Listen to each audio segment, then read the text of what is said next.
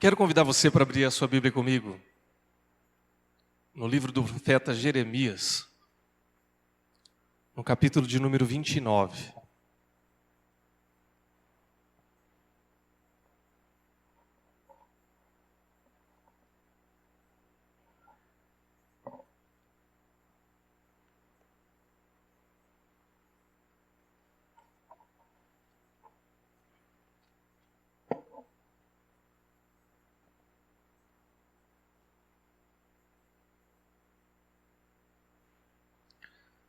Jeremias, capítulo 29, nós vamos fazer a leitura do versículo 1 ao 9.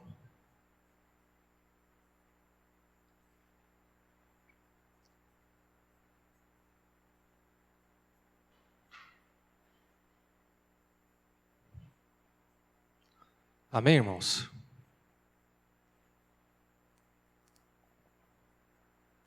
O texto da palavra de Deus diz assim: São estas as palavras da carta que Jeremias, o profeta, enviou de Jerusalém ao resto dos anciãos do cativeiro, como também aos sacerdotes, aos profetas e a todo o povo que Nabucodonosor havia deportado de Jerusalém para a Babilônia. Depois que saíram de Jerusalém, o rei Jeconias, a rainha-mãe, os oficiais, os príncipes de Judá e Jerusalém e os carpinteiros e ferreiros, a carta foi mandada por intermédio de Elassa, filho de Safã, e de Gemarias, filho de Ilquias, os quais Zedequias, rei de Judá, tinha enviado à Babilônia, a Nabucodonosor, rei da Babilônia, e dizia: Assim diz o Senhor dos Exércitos, o Deus de Israel, a todos os exilados que eu deportei de Jerusalém para a Babilônia: edificai casas e habitai nelas, plantai pomares e comei do seu fruto, tomai esposas e gerai filhos e filhas, tomai esposas para os vossos filhos e dai vossas filhas a maridos, para que tenham filhos e filhas. Multiplicai-vos aí e não vos diminuais.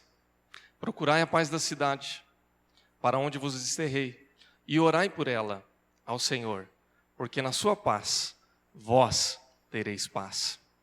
Porque assim diz o Senhor dos Exércitos, o Deus de Israel: Não vos enganem os vossos profetas que estão no meio de vós, nem os vossos adivinhos, nem deis ouvidos aos vossos sonhadores, que sempre sonham segundo o vosso desejo, porque falsamente vos profetizam eles em meu nome. Eu não os enviei, diz o Senhor. Amém? Vamos orar? Pai, nós queremos te agradecer pela tua palavra. Cremos que ela é viva, ela é poderosa, ela é eficaz para nos instruir, para nos corrigir, para nos ensinar, para nos entusiasmar, para nos vocacionar, para nos dirigir. Pedimos que seja ela quem fale aos nossos corações agora nesta manhã, e assim nos direcione ao centro da tua vontade. Em nome de Jesus. Amém. Irmãos e irmãs, nós tivemos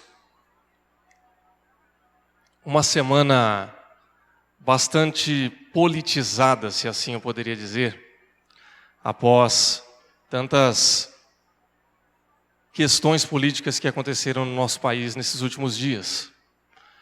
Na semana passada nós falamos um pouco a respeito dessas coisas, tivemos aí um desfecho político no último domingo e vivemos aí durante essa semana um pouco da ressaca de tudo o que aconteceu aí com as votações políticas a respeito do nosso governo, da nossa presidente, e os ânimos ainda estão um pouco exaltados, eu avalio assim. Eu não tenho condições, não fiz essa reflexão para tentar imaginar o que é que vai ser do nosso país daqui para frente. Não tenho segurança para poder falar isso daqui para frente. Eu tenho alguns palpites, eu tenho algumas ideias e tenho alguns receios. E eu gostaria de falar um pouco a respeito disso, não porque nós estamos aqui querendo fazer uma plataforma política, não é o nosso objetivo. Na verdade, a minha preocupação em trazer essa mensagem, ela é bastante pastoral. Ela tem muito a ver com o nosso contexto como cristãos, como indivíduos que professam a fé cristã, mas que vivem no meio da sociedade que está vivendo todas essas coisas, e a gente faz parte disso. A gente acaba tendo que conviver com essas coisas, que lidar com tudo isso nos afeta, mas a gente também precisa caminhar, precisa seguir em frente, e não dá para ficar apenas vivendo dessas coisas que estão aí batendo a nossa porta, estão falando no noticiário e estão mexendo conosco aí no dia a dia. Nós lemos um texto do profeta Jeremias, onde ele leva ou manda uma carta com uma profecia que é dada àquelas pessoas que estão vivendo debaixo do jugo de Nabucodonosor. É um contexto diferente do nosso em que nós estamos vivendo hoje, mas apenas para a gente fazer um paralelo aqui. Então, trazendo para o contexto inicial, Jeremias fala com um povo que foi deportado, ou seja, foi arrancado da sua terra, Jerusalém, foi levado cativo para a Babilônia, e esse povo, como era de se esperar, estava angustiado, estava meio que perdido e ansiando desesperadamente por uma mensagem que pudesse trazer ânimo para eles. E a mensagem que eles mais gostariam de ouvir era a seguinte: olha, fiquem tranquilos, porque rapidamente Nabucodonosor vai cair e vocês vão voltar para a terra de Jerusalém e vão poder reconstruir a vida de vocês. E por conta desse anseio, por conta desse desejo no coração das pessoas, muitos falsos profetas batiam no peito, garantiam e diziam para o povo: olhem, fiquem tranquilos, porque isso vai acontecer muito rápido. O nosso Deus vitorioso vai destronar Nabucodonosor e vocês vão voltar para a terra. Vão voltar para Jerusalém. E Jeremias, incomodado com isso e recebendo uma palavra do próprio Deus, ele diz justamente o contrário. Ele diz assim para aquelas pessoas: olhem, vou fazer uma tradução na linguagem de hoje, não na tradução Almeida, mas na minha tradução. Ele vai dizer o seguinte: olha, vocês sosseguem, porque isso não vai acontecer. Vocês não fiquem alimentando falsas expectativas, porque vai passar muito tempo e Nabucodonosor vai reinar por muitos anos, e vocês não vão voltar para Jerusalém. E isso, a princípio, seria uma palavra de desesperança, porque era justamente tudo aquilo que eles não queriam ouvir.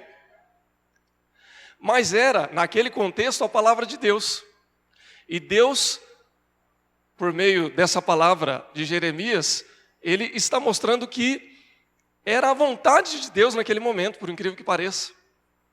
Porque para Deus aquilo era importante, porque eles precisavam ser corrigidos por coisas que eles haviam feito e que não haviam agradado o coração de Deus. E aí, onde que entra a esperança em tudo isso? Porque será que Deus tem prazer em apenas corrigir, em querer ensinar e deixar o povo sofrer? Não. A palavra de esperança para Deus, por meio do profeta Jeremias, dizia o seguinte: construam a vida de vocês. Vivam a vida de vocês nesse lugar em que vocês estão. Ele diz: tomai esposas, dê o filho de vocês para se casar, dê a filha de vocês para se casar, tenham filhos e netos, construam pomares, construam casas, invistam no lugar onde vocês estão e orem pela paz da cidade onde vocês estão, porque a paz da cidade vai ser bênção não apenas para a cidade, mas para a vida de vocês também. Então, o desejo do coração de Deus e a mensagem de esperança para aqueles homens e mulheres, para aquele povo, era essa: Vivam a vida de vocês aí que vocês vão ser abençoados. Ah, mas e Jerusalém? Olha, Jerusalém vai ficar para a geração futura. Vivam hoje. Vivam o presente. Sejam abençoados por Deus aí exatamente onde vocês estão. Porque qualquer outra palavra diferente dessa não vem de Deus. Não é profecia. Mas apenas conversa para florear. Apenas coisas que vocês querem ouvir, que o coração de vocês desejam ouvir, mas que não é parte do coração de Deus. Irmãos, isso de fato aconteceu. Não à toa o ministério de Jeremias foi um ministério de muitas décadas, porque esse período de exílio foi um período bastante longo. E Jeremias estava com razão, não porque era ele, mas porque Deus tinha falado à sua mente e ao seu coração como profeta. Então, era realmente a palavra de Deus. Mas o que isso tem a ver conosco hoje? O que é que a profecia de Deus para os cativos de Jerusalém na Babilônia tem a ver com a nossa realidade hoje? Irmãos, a palavra de Deus ela nos ensina de muitas maneiras. E nós já falamos a respeito disso, que a história ela é meio que cíclica, né? Não há nada de novo, não há nada novo debaixo do sol. A gente repete muitas vezes as histórias com um colorido diferente, com uma roupagem diferente, e a gente vive situações que, em certa medida, nos trazem ensinamentos e coisas que a gente pode aproveitar para a nossa própria realidade. Nós estamos vivendo um contexto no nosso país, na nossa cidade, no nosso estado, no lugar onde nós vivemos, em que há um certo clima de confusão e, em certa medida, eu não diria desesperança, mas de uma esperança tanto quanto confusa. Porque há pessoas esperando coisas que talvez não venham se concretizar. Há pessoas esperando coisas que estão muito longe da nossa realidade. E há pessoas esperando coisas que são profundamente desejáveis, mas que a gente não sabe se vai acontecer. Por exemplo, eu tenho um desejo profundo no meu coração de que a economia melhore, de que o desemprego diminua, de que não haja tanta desavença política como está acontecendo. Esse é um desejo do meu coração. Mas eu não posso garantir que isso vai acontecer tão cedo. Espero que sim. Mas eu não tenho como afirmar isso. Se a gente for pensar na esfera espiritual, eu tenho um desejo profundo no coração de que as igrejas cristãs estejam cada vez mais cheias. E de que isso se torne uma realidade não apenas de forma verbal ou nominal, mas que isso seja uma realidade de vida das pessoas. Esse é o meu desejo. Essa é a minha vontade. Mas não adianta eu sentar e esperar que alguém venha profetizar isso no meu ouvido e diga assim, olha, fique tranquilo porque tudo isso vai acontecer.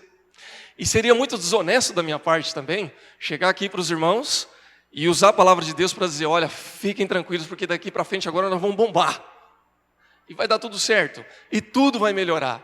Ora, irmãos, esperança a gente tem. Mas nós devemos tratar com a realidade daquilo que Deus tem para nós hoje. E nós só vamos entender essa realidade se nós estivermos em sintonia com Deus.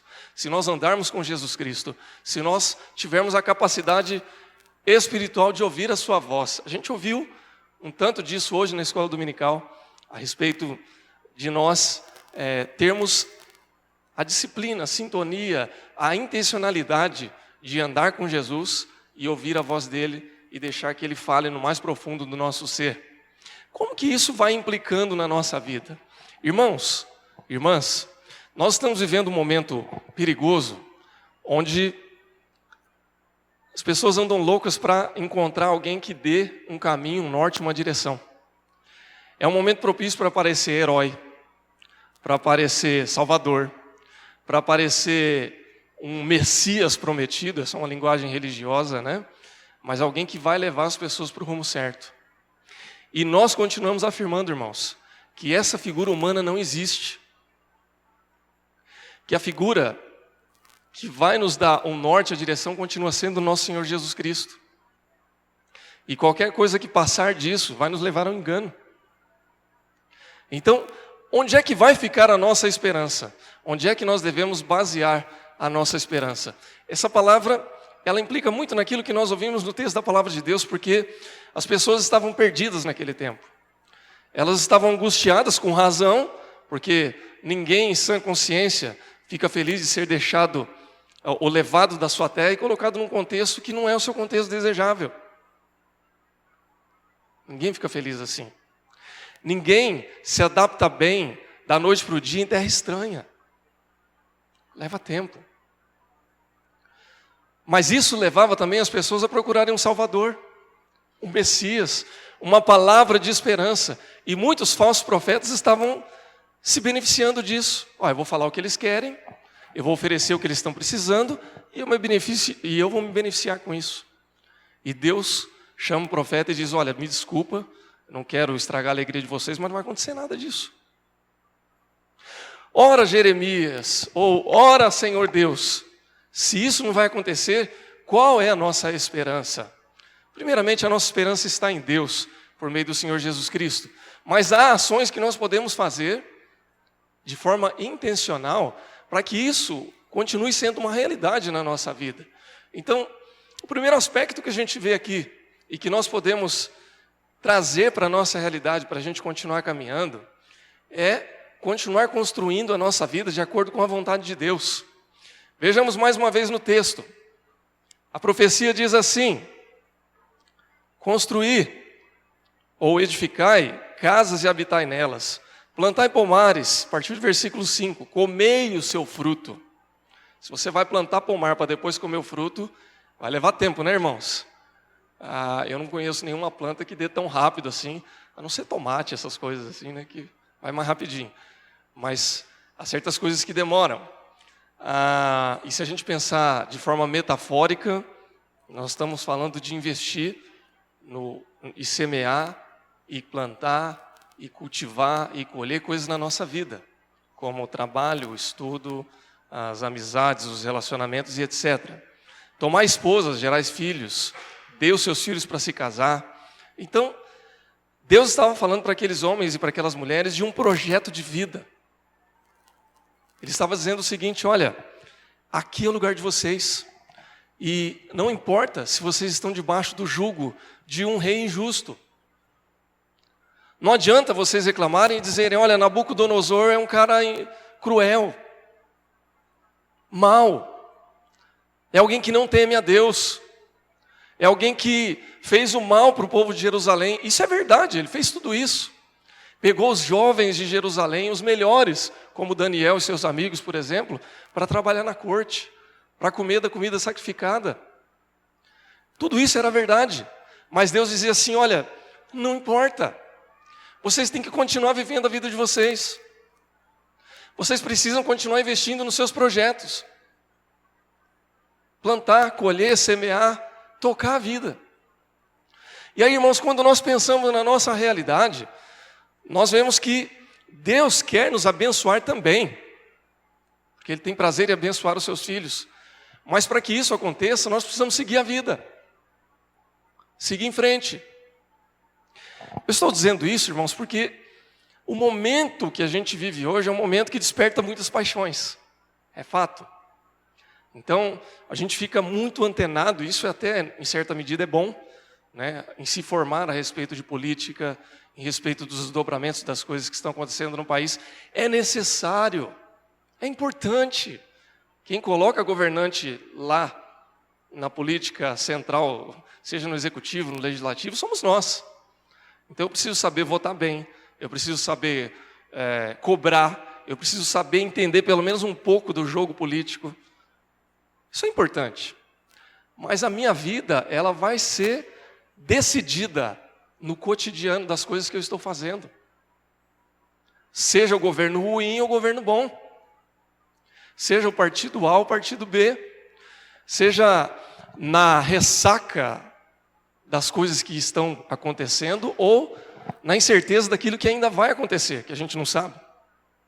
Mas a gente tem que seguir e confiar em Deus.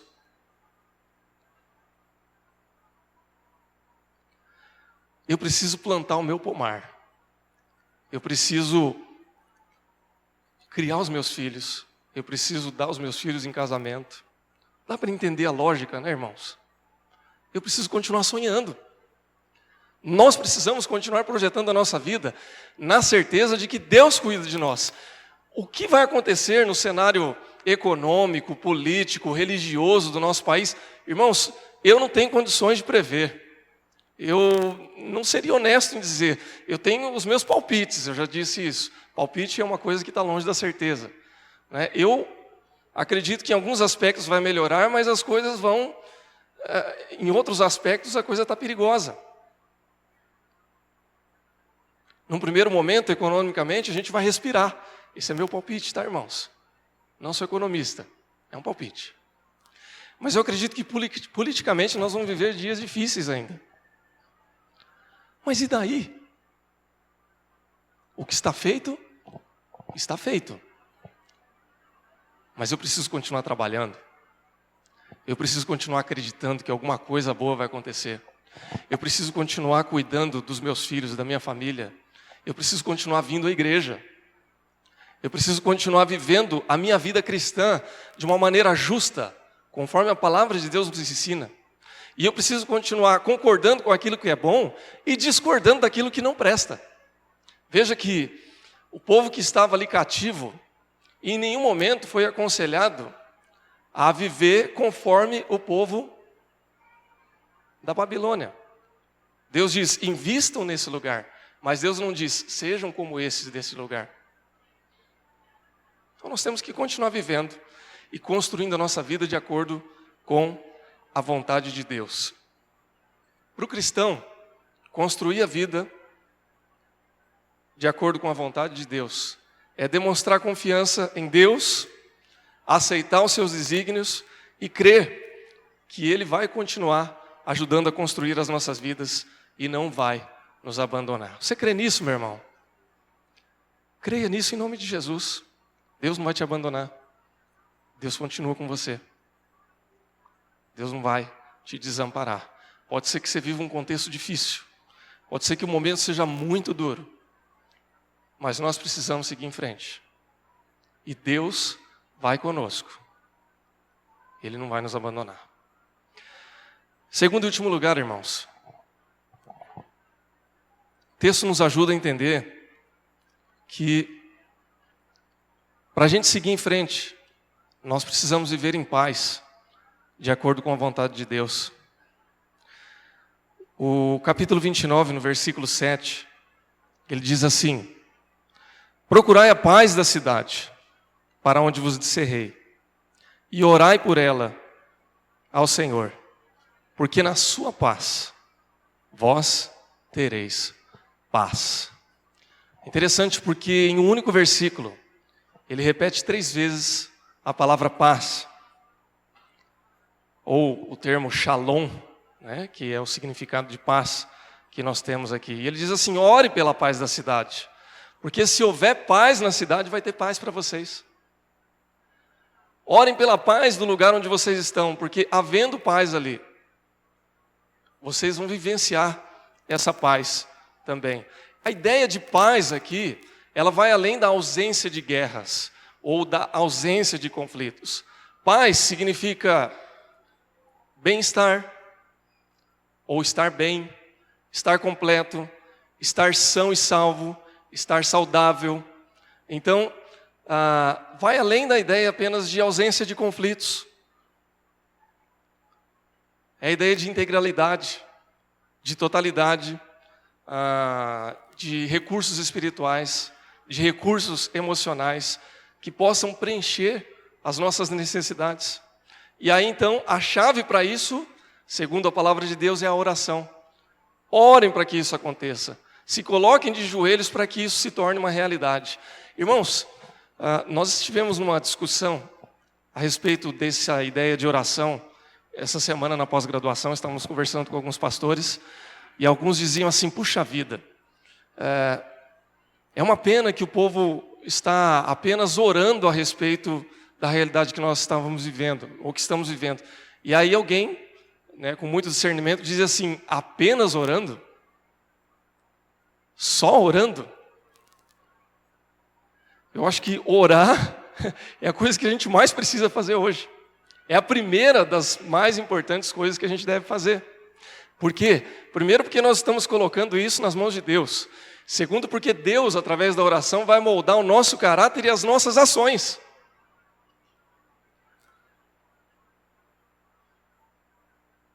Às vezes a gente tem uma noção muito mágica, eu ia dizer mística, mas a palavra mais correta é mágica mesmo, né? A ideia de você querer manipular o sagrado.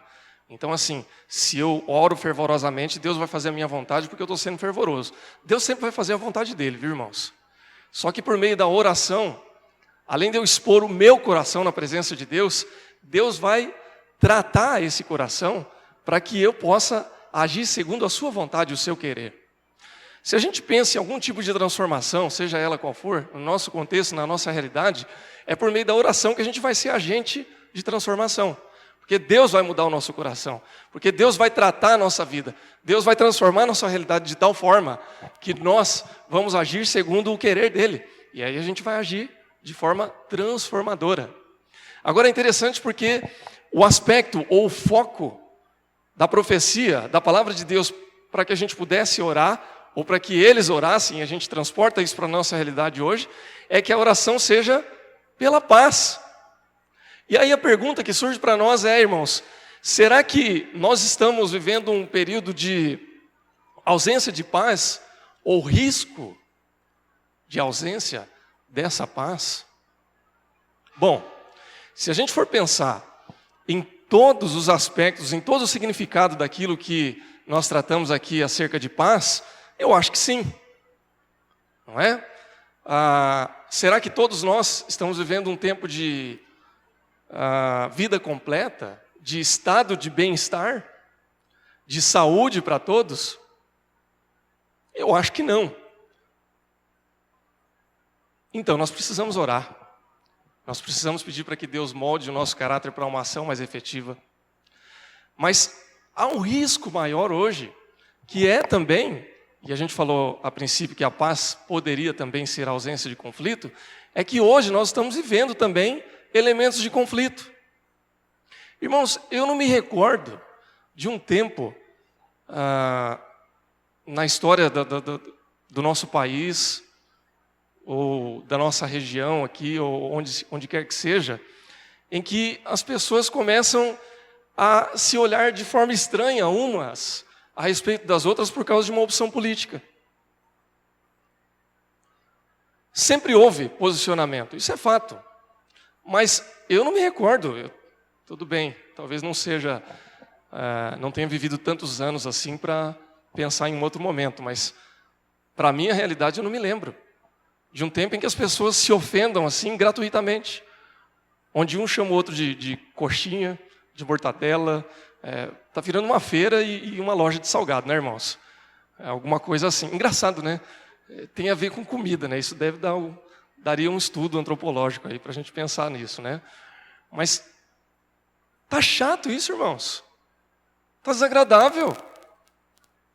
Tá ruim demais. De uma certa maneira, a gente está começando a se dividir. E isso não é bom para a gente. Para alguém deve ser bom, não para nós.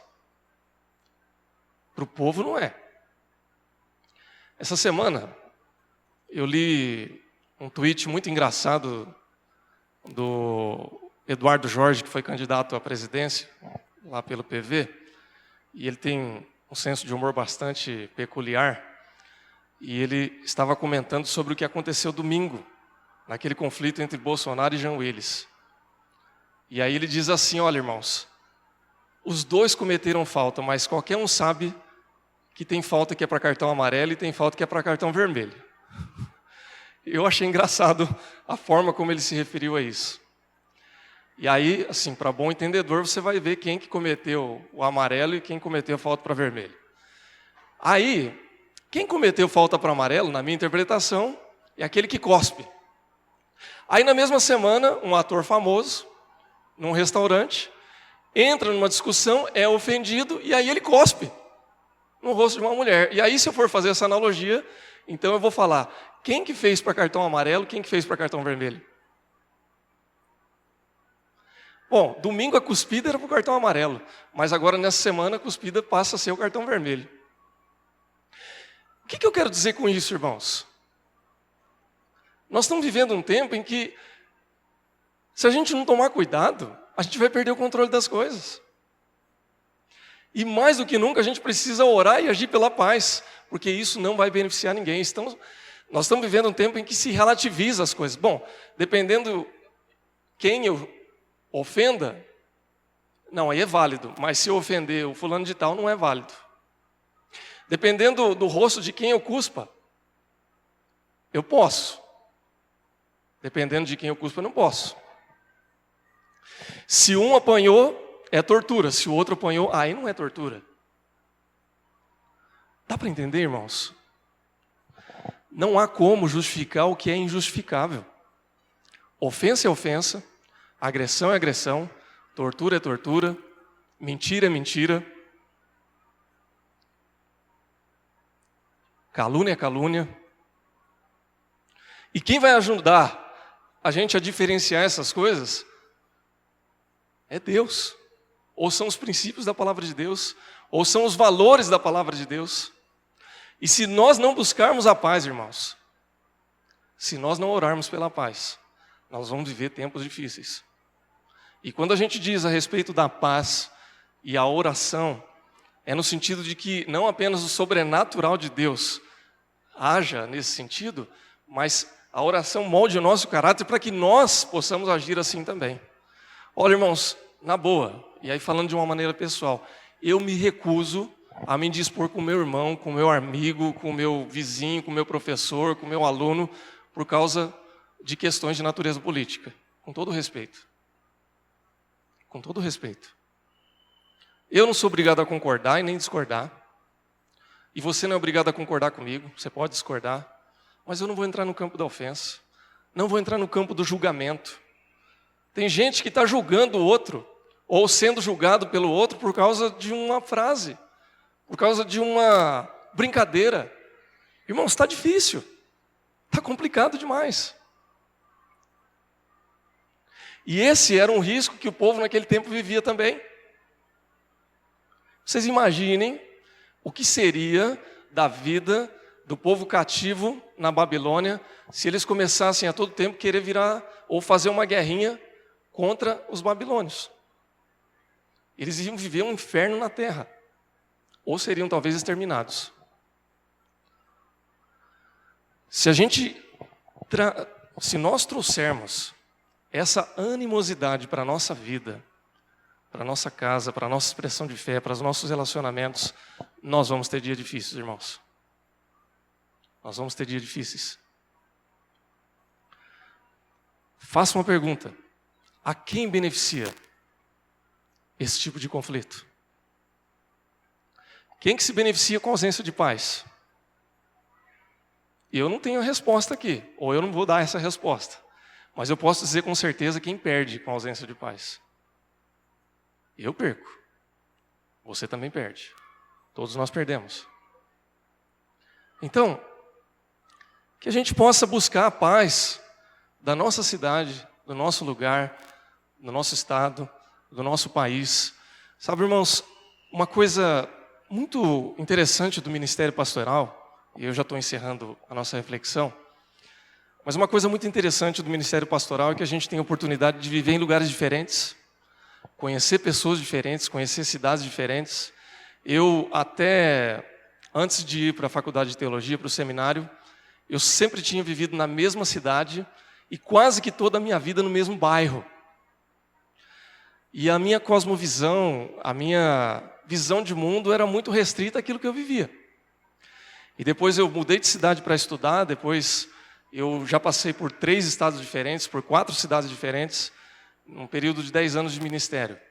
E eu tive um grande privilégio nesse período, que foi de conhecer cidades diferentes, pessoas diferentes, igrejas diferentes, realidades diferentes.